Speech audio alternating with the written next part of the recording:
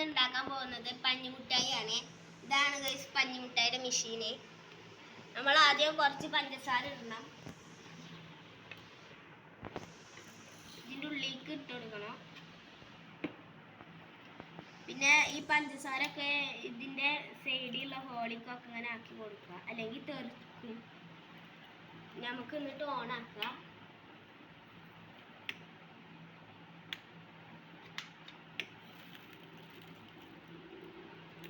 ഓണാക്കി കുറച്ച് കഴിഞ്ഞാൽ അത് വരും.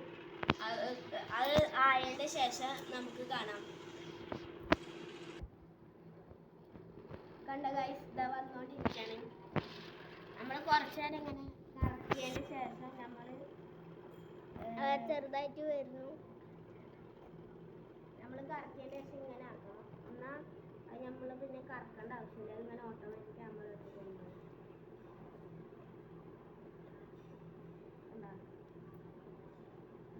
ഇതായതിൻ്റെ ശേഷം നമുക്ക് കാണാം. ബൈ.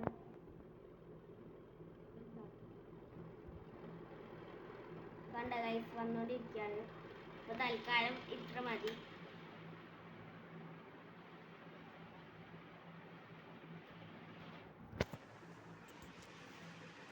എനിക്ക് നോമ്പായതുകൊണ്ട് എൻ്റെ ഉണ്ണിയാണ് കഴിക്കുന്നത്. ഇതാ ടേസ്റ്റ് നോക്കിയിട്ട് അഭിപ്രായം പറയും.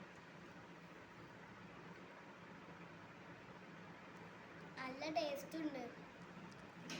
നിങ്ങളൊന്ന് ട്രൈ ചെയ്ത് നോക്കും.